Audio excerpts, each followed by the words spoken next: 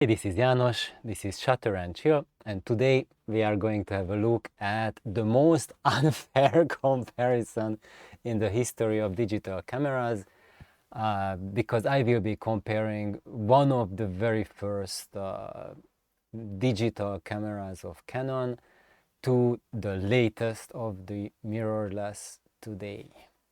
And of course, I know that the latest of the mirrorless, I call that the Sony A7R5. And I think there might be an R6 or R7, R8, I don't know what is the year and month when you are watching this, but right now A7R5 is the latest camera that has DxO mark measurements and which is available for this sort of comparison. And even if there's a Mark 6 out already, or the plans to release it already, that doesn't make the R5 an obsolete, non-existent camera. It's still one of the best today. It's just when you look at its measurements, at the scores, let's look at the DxO mark scores. Is just like overall score for the sensor, it gets like 100 points from the DxO mark. Color depth is over 26 bits, and dynamic range almost 15 stops, and the low light ISO score is 3200. It's just like totally, just like almost like science fiction level numbers.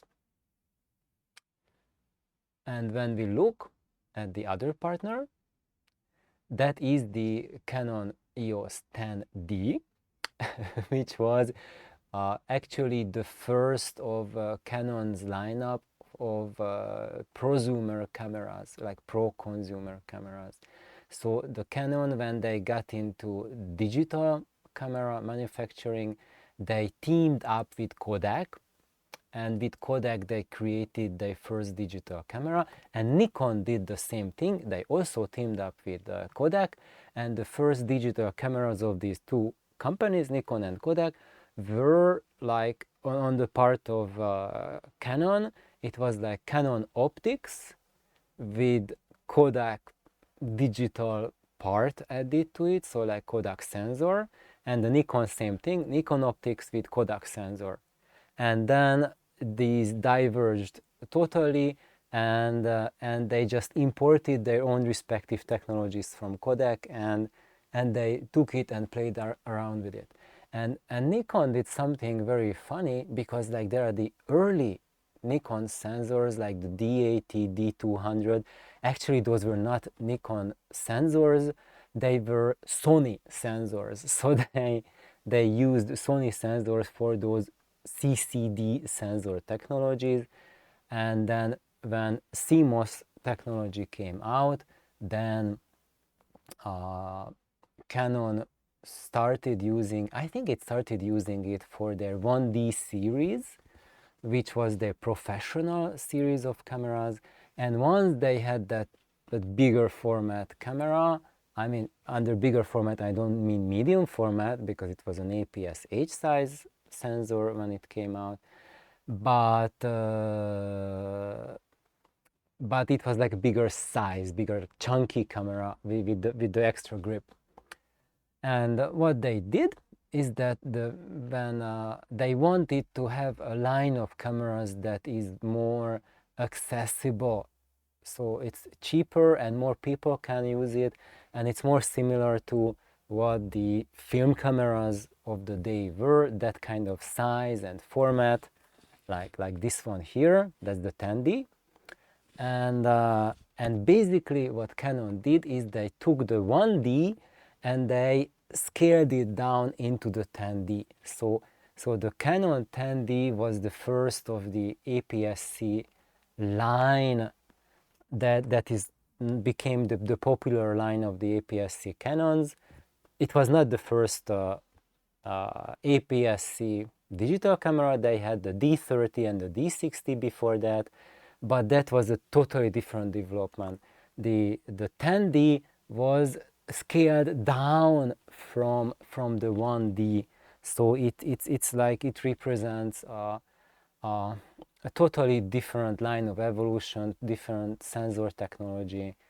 And I think the D30 and the D60, they were APS-C, but I think they were CCD sensor cameras. And the 10D is the CMOS technology. And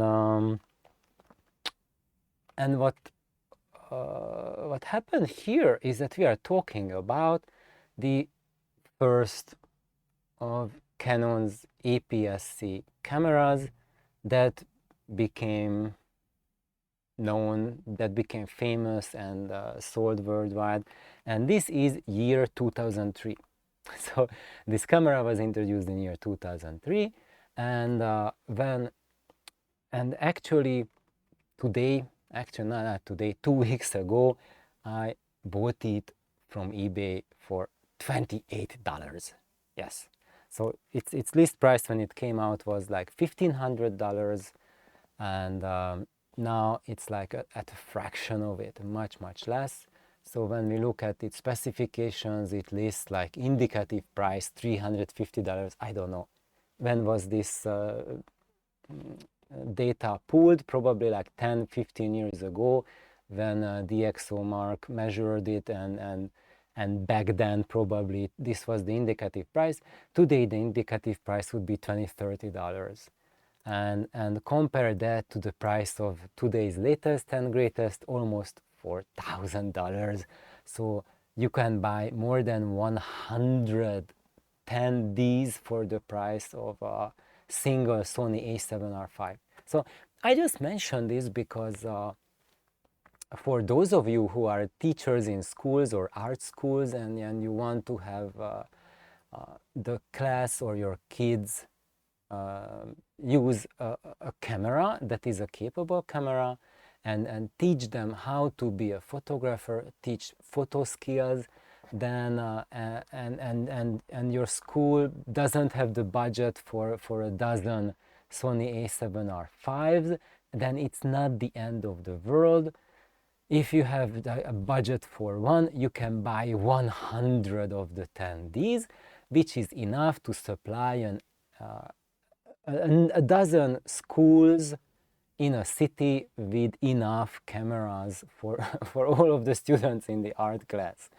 And what is going to happen is that those kids are not going to have the latest and greatest toys, because let's be honest, the latest and greatest and the biggest difference, I think, between the Sony A7R5 and the 10D is that the A7R5 is idiot proof, which means you give it into the hands of an idiot, and I do not mean it in any sense to offend anyone, just in a sense that you are clueless about cameras, you know how to turn on and off an electronic device, and someone tells you if you push that button it takes a picture, and they will set it for you to automatic mode, and all you need to do is keep on clicking the button, and you take 100 shots and it will give you 100% idiot-proof, technically correct shots. That's what it means. But when you do that, you do not need a $4,000 Sony A7R5 to give it into the hand of an idiot. All you need is a cell phone. Same thing, you can get like for $20 an old iPhone 5 and have the same thing. Yeah, it won't take as good photos as the A7R5, but the kid will learn the same thing from that cheap old phone as they would learn from the A7R5, is that they press a button and there's a picture, and that's it, and then you'll have a class of dumb kids. And of course there are some who want to play around with the technical aspects of the camera, but those kids have to be really dedicated to play around, and it won't be as easy for them to learn what those settings are, how to set up the camera properly, because the automatic EQ, the AI in the camera is so smart that it can set, that it will beat most of the kids, even the good kids, with what kind of settings it comes up with. So you have to be a really, really dedicated person and spending a lot of time before you start to see returns. On the other hand, when you have the 10D, there's very little automatic. It still has an automatic mode in it, so you can still use it as a basic camera for absolutely lazy people who really don't want to learn. They just want to show off they have a toy, and I took a picture with a A7RV. Woo! But it's like, it means like you, and then look at the photo. Yeah, it's technically perfect, but the framing is nothing. You didn't capture the moment. It's nothing. So that every photographer, ask 100 photographers, and the 100 photographer tells you that the camera is just the extension of the photographer. And if you take a picture that's technically correct or perfect, it doesn't mean anything. Especially now in today's day, how they say it online, today's day and age. So today's day and age, we are taking like millions of pictures that are technically perfect, but say nothing. So basically, there is an inflation of information, and it's happening at the picture level. And I think the best way to get ahead of this curve, to prevent this inflation of information, is to return to an older technology. And that's why I have a mirrorless camera. I'm recording with a modern mirrorless camera, but I stopped taking photographs with it. And I'm going back to DSLRs and early DSLRs.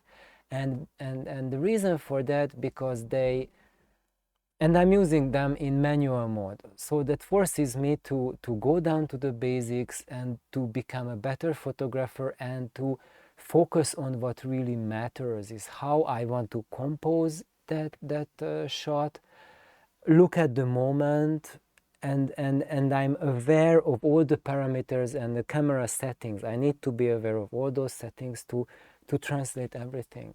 And by doing that, I have become a so much better photographer. So what happened with me in my audio journey, photography journey, is I had a Canon 20D for about a decade, and then it broke. And after it broke, I resorted to cell phone camera photo shots, because it's just so easy. It fits in your pocket.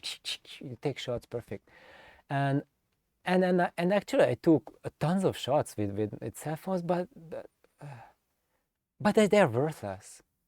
And even as memories, when I'm looking back at my pictures that I took over the years, I don't even look at those pictures I took with my cell phones, because they are not there, and the quality and the framing. I just got into that mindset that you can take like 10-15 shots in succession, etc. You don't even have to look at the framing, nothing. It's just like my skills just skydive plummeted, just rock bottomed out. And that's when I got the mirrorless camera, and what I realized, that it takes wonderful videos, and it's really intelligent and does lots of things, but I am not satisfied at the rendition of how the images feel.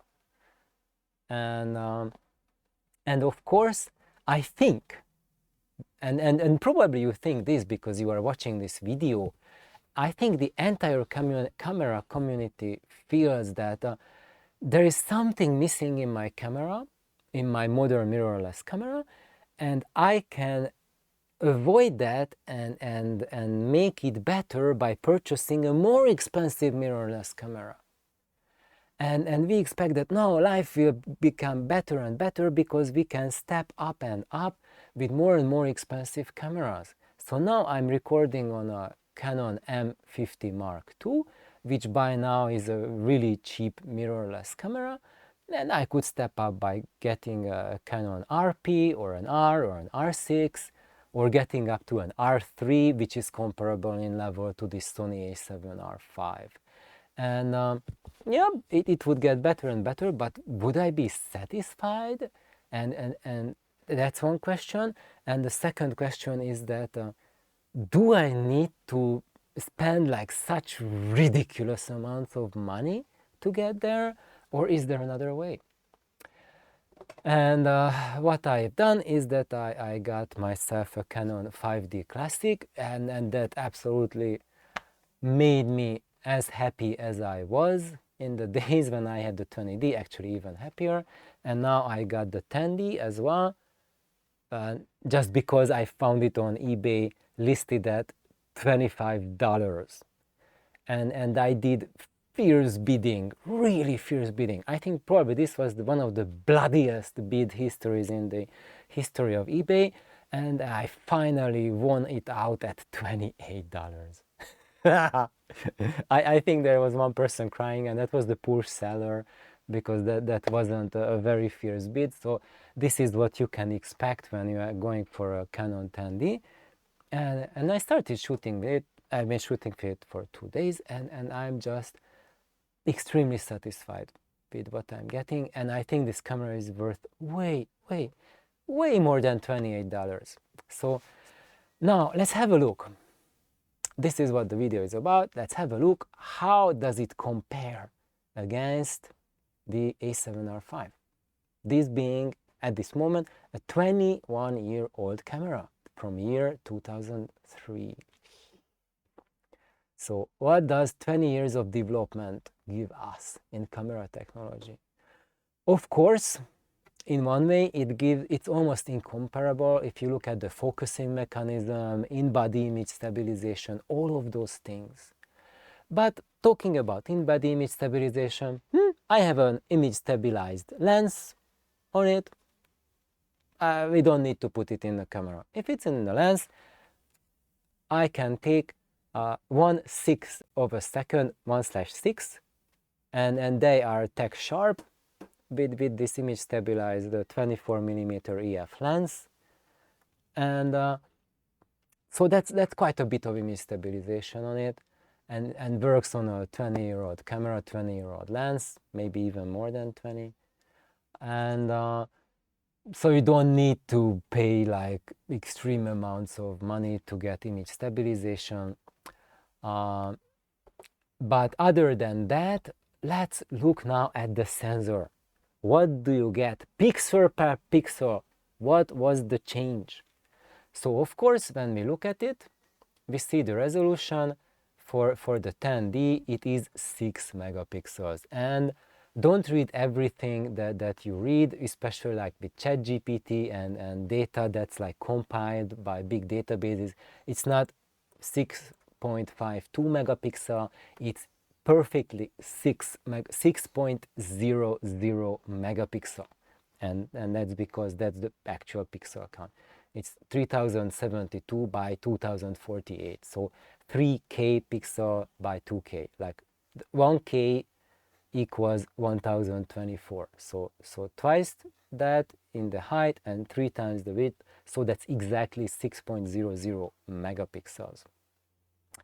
And the Sony 61 megapixel. Now I'm not punching into the calculator what it is exactly.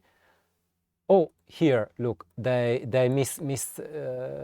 that's not the resolution. They put the numbers here wrong.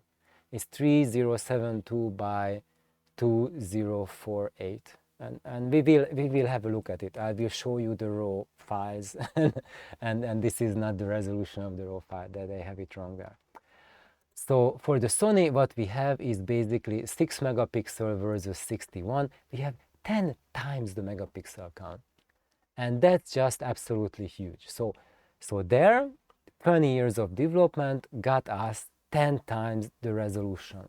And when you want to take shots, to make large prints, then the Sony just blows the 10D out of the water. So if that's your goal, that you want to paint murals with your photos, no brainer, choose the Sony. And because the 10D, probably you can, I never done any prints in my life, but what it is good for with those 6 megapixels, more than enough for your screen. I think that's what 99% of people. Oh, here I have Kintaro. Let me grab him. Here's Kintaro. I got him. He's super heavy. He's like a 60 megapixel cat. Really, really, really big and heavy. Look at the size of the tail. It's just insane, immense. And so for pictures, like I have 1080p monitors, 2 of them in front of you. One is right here, the other is there, and all it can display is 2 megapixels.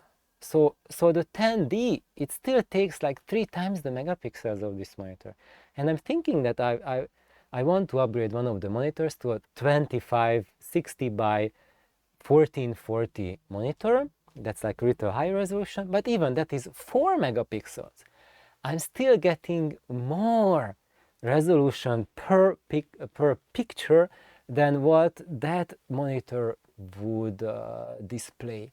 And when you have an 8K monitor, I mean a 4K monitor, that is an 8 megapixel monitor. So there, one picture from the 10D, it would not fill up a 4K monitor. It will be a little bit smaller, but then you will need to just do something smart like AI upscale, which nowadays works phenomenally. And I think even if you have a 4K monitor, you won't be at a disadvantage if you have a 10D shots with that. Of course, then you won't be able to crop out of that, but that will force you to become a better photographer, to be more mindful about your framing. And if you are more aware how you frame things, then you will be a lot better photographer. Of course, you could also say and argue that sometimes you just have a shot and then that's what you get. You don't have a second chance, and then you crop it to what you want. Yeah, in that case, in case of a 4K monitor, you don't have any leverage. With the 10D, you run out of megapixels. But if you have a 2 megapixel or 4 megapixel monitor, like the vast majority of people on the planet, you still can crop even from the 10D. Like I could crop away 2/3 of the pixels and I would be still at 100 pixel level. Okay, so that about the megapixels. So A7R5, if you want just giant murals, there's tremendous development over the 20 years. Other than that, let's see. Oh, here there's an error. Mount type EFS. No. 10D has EF mount. They like the 20D, 30D, 40D, and all of the other APS-C cameras of Canon, they are EFS mount. But this, the 10D, the first one, it came out before Canon invented the EFS line of lenses. So this takes only EF mount. And the EFS mount, it has like an extra groove inside the mount, because the EFS mount lenses, they have that extra tip on it, and that extra tip, it cannot be screwed onto an EF mount. And the reason for that, and what I've seen online, is that a lot of people, what they do, they hack the EFS lenses. They take off the back or break off that pin, so that you can screw on the EFS lens into the 10D. But I would advise against that very strongly, because the reason for that is that the 10D, the mirror is not the same in it as the mirror in the 20D, 30D, etc. So this has the 1D mirror. So it has an APS-H size mirror, and when you put an EFS lens in it, and the lens goes back to the closest into the camera, then it will hit the mirror and it will break your mirror. Not all of the EFS lenses, each of them retract back to a different level, but you can get so lucky with a couple of the lenses when you focus at like focus at infinity and you click, and that's the last shot you are going to take with your 10D. So I really advise everyone against hacking EFS lenses to fit on your 10D, because here this mirror is as an APS-H mirror, not an APS-C size mirror. And that's also reflected in the weight of this camera. The 10D is much heavier than the 20D. It's almost as heavy as the 5D Classic. So that was a little bit of a segue. But going back to these cameras, let's go at the measurements. So when you look at what the manufacturers publish, so let's first go back to the scores. Overall score, you see for the Sony it says 100 score for the sensor. 10D it says 57. So like highest of the highs and pretty much rock bottom if you look at the sensor scores. So anything under 50 is really like point and shoot cameras and cell phones. That's the range. And 57 is like, it's like a 20-year-old score, really. Color depth, 21 bits versus 26 bits. It's just like nothing. It's like, you would think that the 10D doesn't take any color at all. It's like almost like a color-blind camera compared to the A7RV. And then dynamic range, almost 11 stops, almost 15 stops. So like 4 stops, 4 stop more dynamic range, which means like 10,000 times, well, not 10,000 times. That would be like 40 dB. It's not 40 dB. It's just 4, like 4 times 6, 24 dB more dynamic range than this one. But that's still huge. That's tremendous. And low lights, it just absolutely trashes it. So you would expect that this in low light is tragic. And I would say that yeah, it does fall apart at low light. At 100 and 200 ISOs, I think it takes wonderful pictures. At 400 ISO, I already start noticing graininess, noise in the picture, and 800, that's a pronounced noise, and at 1600, it's like really noisy. Images are very, very noisy. And the A7R5, it's like probably at 3000, 4000 ISO, it's still pretty much useful images you are getting. So how do these measurements translate to real life, and is there really such an extreme difference between how these cameras behave, or is that extreme difference an inflated measurement? Let's have a look at that. So basically, let's look at the dynamic range. And what you see is that the Sony, the dynamic range is not 15 EV, just 15 at the base ISO, and it just falls off.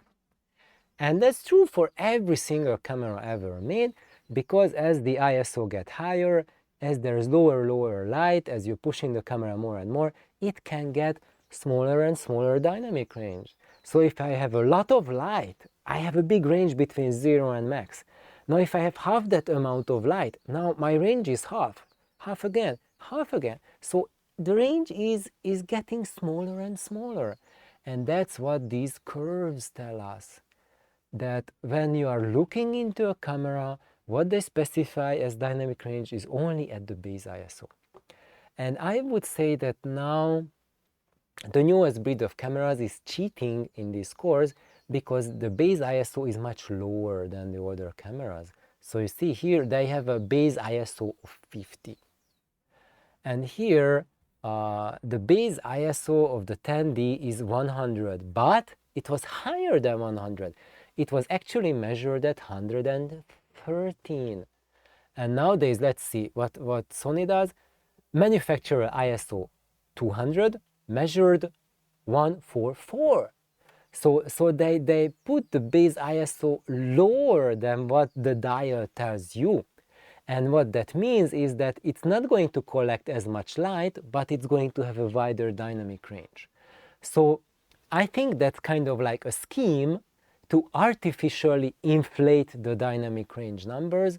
So you think that, wow, at 200 ISO it has that much dynamic range. No, it doesn't have that much. It has that much at 144 ISO.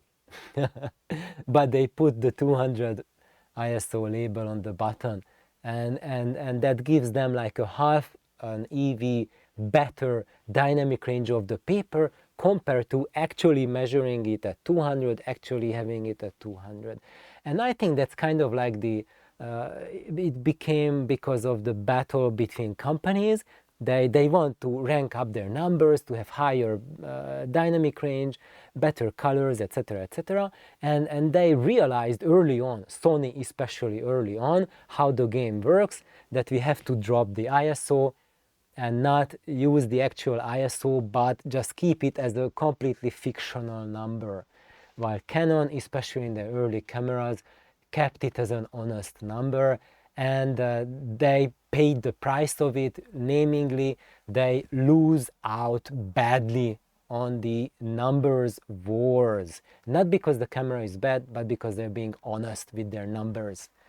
And so let's see what's happening here. So when we are looking at, when you go like, when you drop in a vertical line, that is the same ISO. You see, this is 100 ISO, this is the actual 100, actual 200. So when you look at the line, that's when you see that at that point, like right here, we have 1, 2, 3.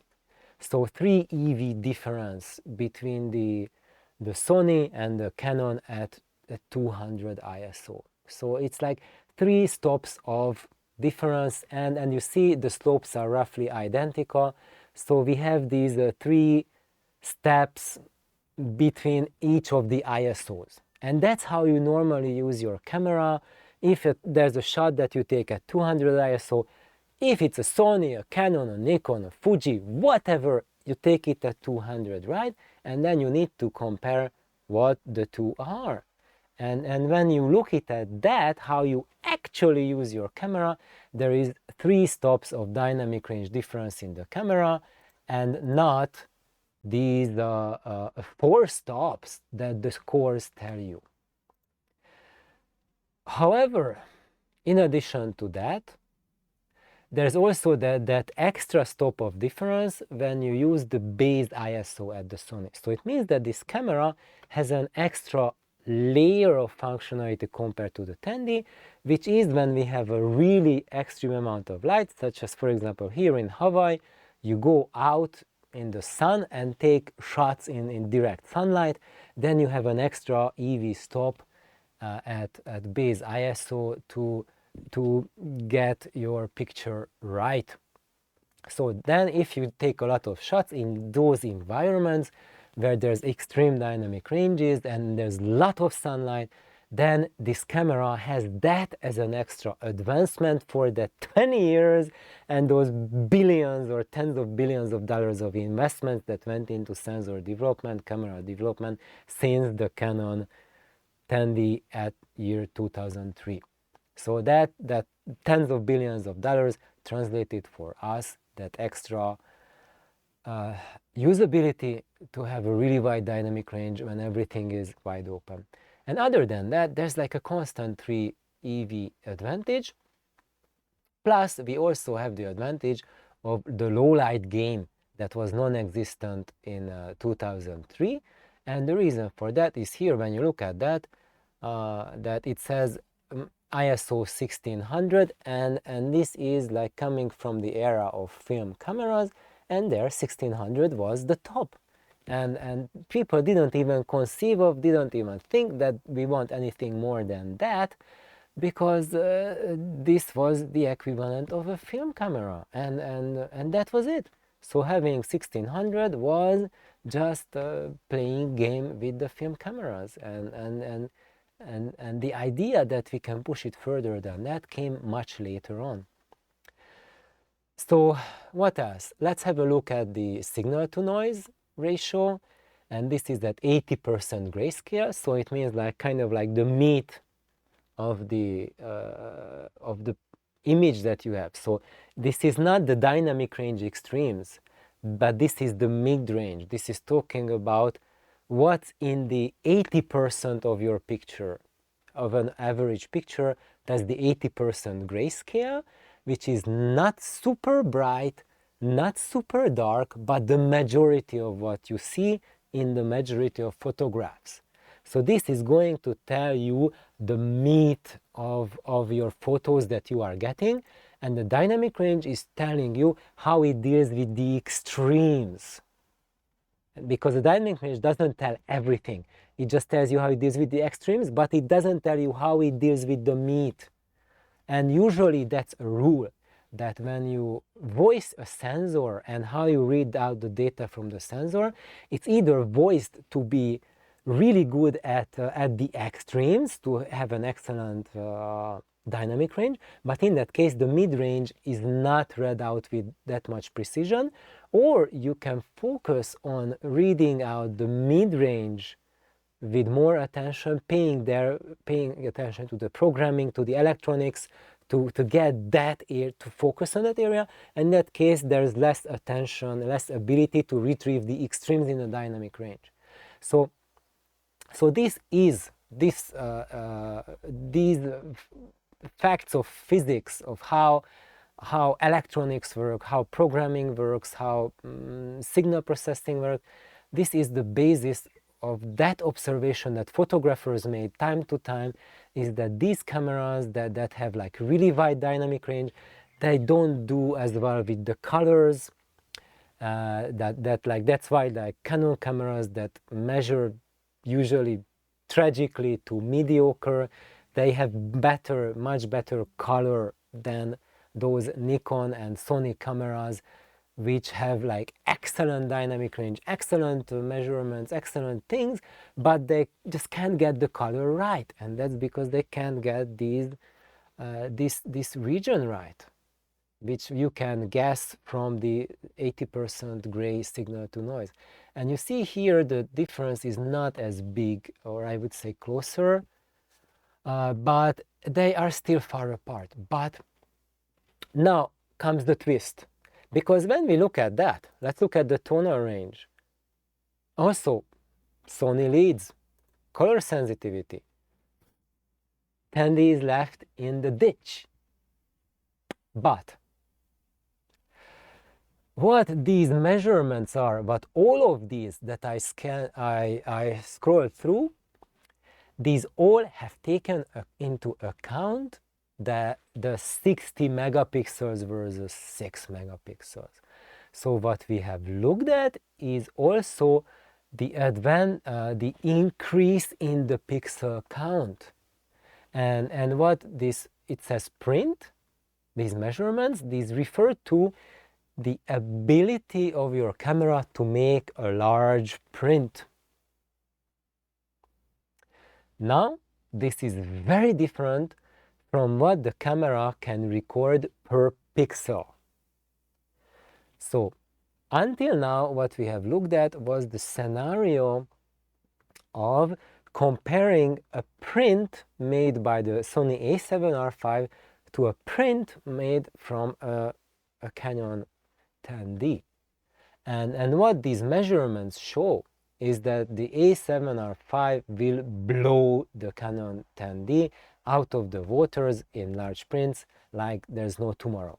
And that's the case, frankly. There is no way around that.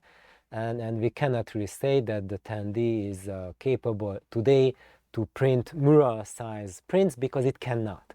It just simply does not have enough megapixels to handle the task, while the Sony does. However, it says here that the Sony has like 25 bits, 26 bits of color, while the 10D has only 21 bits of color. This is an inflated measurement. And why is that? Because when we click on what says screen, this is comparing pixel by pixel, and this is what you are going to see when you look at the monitor. Because on a print, it will have a huge effect that you enlarged it, because the number of pixels and the resolution will really add that much detail to that huge size print.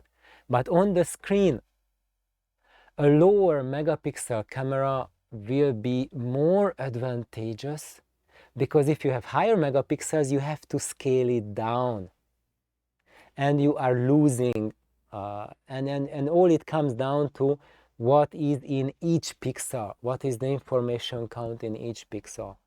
And if you scale down an image, you are not gaining information to that actual pixel.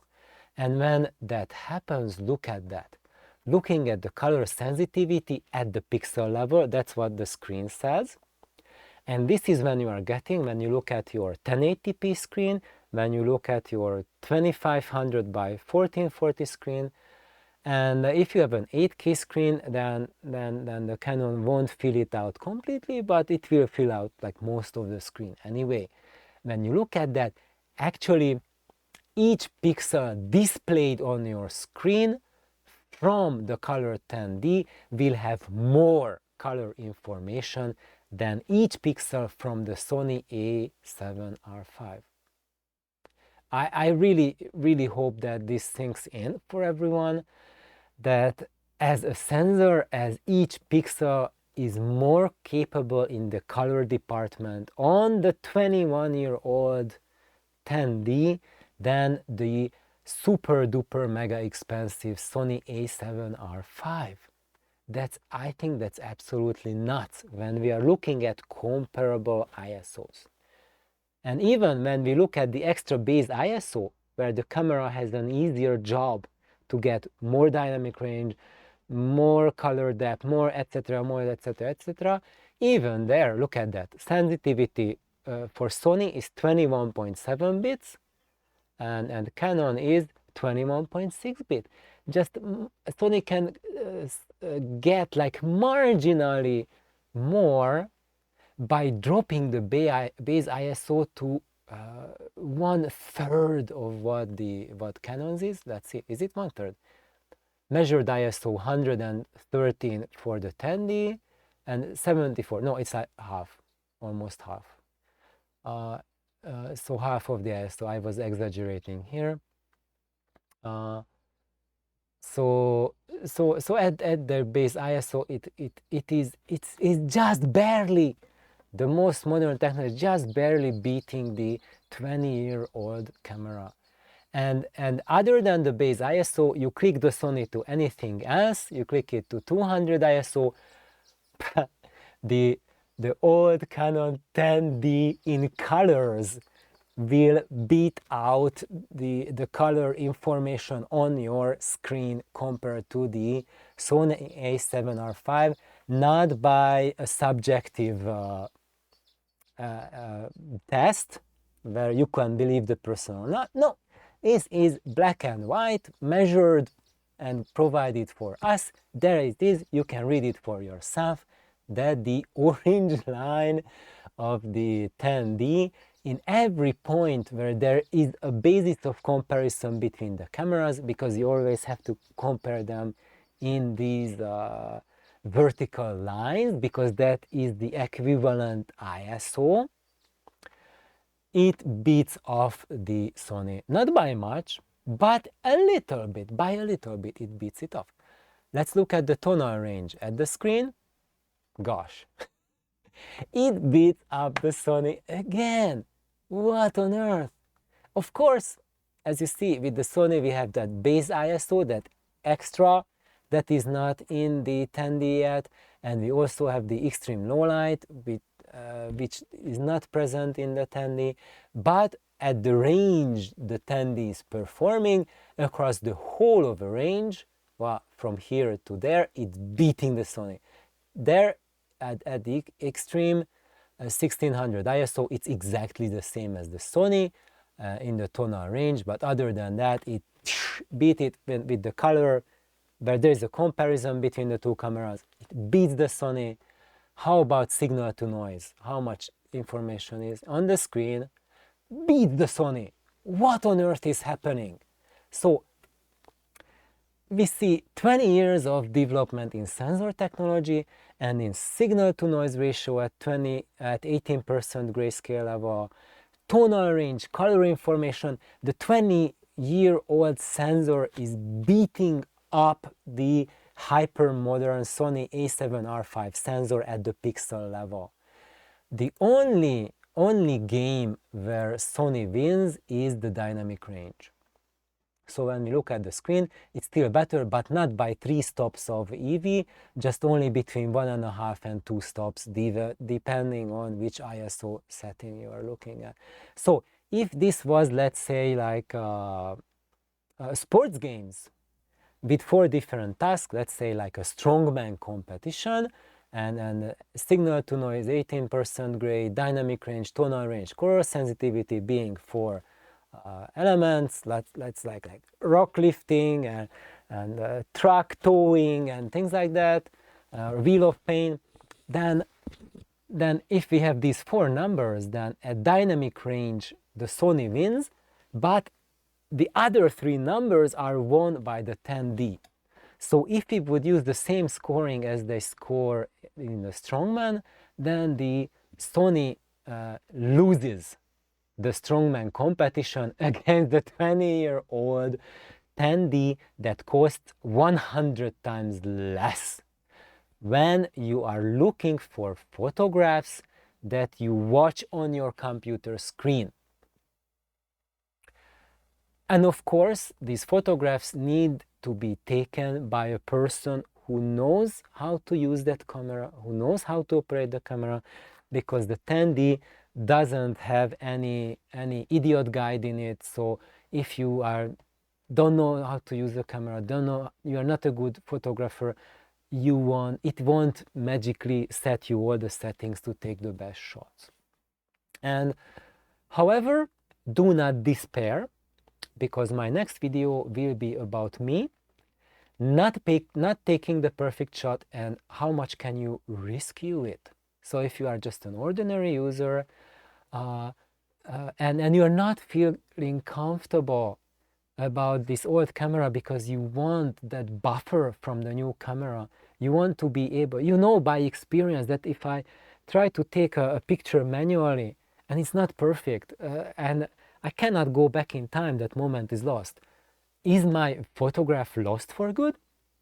So that will be my next episode, that I'm going to have a look at the 10D images that I took yesterday, and I'm going to have a look at them at DPP4, which is Canon's RAW editor, and we can see how much we can rescue it. And that's the key to the 10D, to make it comparable to present-day cameras, that you need to take raw photos. Don't use the JPEG. When you use the JPEG, it means that the camera will save that part of information only, which is where your camera settings are set to at the moment. And if you are not an expert photographer, it's not going to happen. Even if you're an expert photographer, if you play around in the raw level, you can fine-tune it and get better out of it. When people say that the JPEGs come out perfect as the camera, it means that you don't have to edit the picture. It will still look okay, it will look good. But in every single case, when I tried 10D, 20D, 5D, even mirrorless cameras, anything and everything, you have to go in and edit them in RAW to get better JPEGs, and you can get much better JPEGs when you edit the RAW file, than just having a default setting like set the saturation +2, sharpness -1, whatever. Then you have like a nice baseline setting, something that mirrors your style. But when you go into RAW editor, it will really you can get a lot more out of that photo, because it almost never happens that you happen to just use your settings match 100%, can get the maximum out of what the camera captured. I never ever experienced that. Maybe once in 50,000 pictures, maybe there was one image taken like that. So anyway, I will show that in my next video, and I will also show that you don't have to worry about that. It's not magic, even if you are averse to using RAW editor. It's really simple. The basics are really simple to get, and what the only thing I really am sad about the RAW editor is those files that I took in JPEG at the time, because when I felt that I wasn't comfortable just saving the RAW files, and I thought I'm saving a bunch of space by just saving JPEG files, and now that's my biggest pain, because I cannot go back in time to take a RAW file as well. But luckily at one point in my life I started taking RAW files as well, and at that time, even though I knew very little about how to edit them, what to do with them, and they were just taking for more than a decade just space on my hard drive. But now I have the knowledge of how to get more out of them, and it just totally blows my friggin' mind how much better those pictures were that I took 10-15 years ago.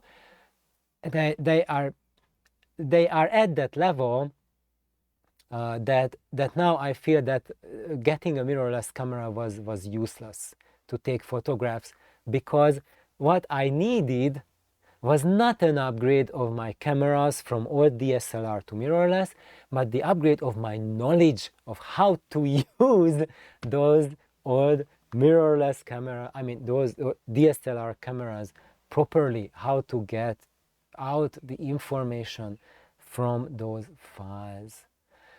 So thank you everyone who is still there for hanging on and just looking at this pixel by pixel competition, because you see, when we look at the print size, the Sony wins by far because it has 10 times the megapixels. But when you are looking at your screen, then pixel by pixel, if you are looking at 100% pixel size or smaller, 10D knocks out the Sony A7RV in 3 out of 4 categories, which means that in dynamic range means that the extremes, so extreme dark and extreme light, what information it has in the darkest shadows and the lightest light, Sony has much more information there. But in the mid-range, that's the meat of what you are seeing, the Canon in 3 categories rules over Sony. Not by much, but constantly in all 3 categories. And when you have those small differences, they add up. And that's why, this is the reason why people are saying the old sensor technology is magical, not because they are cuckoo and they are living in the past and they are refusing to progress with our age and to adopt modern thinking, but because our modern thinking and modern measurements tell us through analytical measurements that 20-year-old technology, pixel per pixel, is better in the mid-range. It's giving you a more coherent, more natural representation of what the camera captured. And what the 20 years of development went into is pushing the dynamic range and pushing the extremes, like the high, the base ISO and the high ISO, which is all equivalent to pushing the extremes as well. So like the brightest brights and the shadows. So the brightest brights and the shadows have been improved both in the dynamic range and the capability. Bye bye.